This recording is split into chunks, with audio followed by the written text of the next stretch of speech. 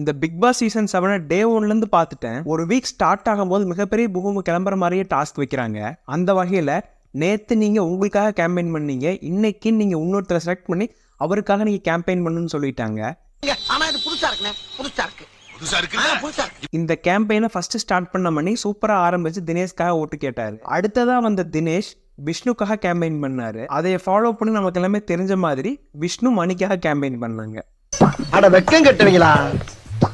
இதுக்கு எதுக்குடா வெள்ளையங்கிலி மாலையன்னு? ஸோ இவங்க 3 பேர் இவங்களுக்குள்ளேயே மாற்றி கேம்பெயின் முடிச்சிட்டாங்க. சரி, அடுத்தது விஜய் தான் வர்றாரு. விஜய் வந்து அர்ச்சனாக்காகவும், அர்ச்சனா வந்து மாயாக்காகவும், மாயா வந்து விஜய்க்காக இந்த மாதிரி மாற்றி கேம்பெயின் பண்ணுவாங்க நம்ம எதிர்பார்த்துருப்போம். ஆனால் அங்கே நடந்தது வேற. அடுத்தது விஜயவர்மா வந்து மாயாக்காக கேம்பெயின் பண்ணாரு. மாயா விஜய்க்காக கேம்பெயின் பண்ணாங்க. அர்ச்சனாக்காக யாருமே பேசல. முதுகுல குத்திட்டில்ல இல்ல முதுகுல குத்திட்டு தப்பா இல்ல. அர்ச்சனா என்ன இந்த மாதிரி பண்ணிட்டீங்களேன்னு சொல்லிட்டு தினேஷ்காக கேம்பெயின் பண்ணாங்க. பாத்தீங்களா, செல்லத்துக்கு ஒண்ணுமே தெரியல.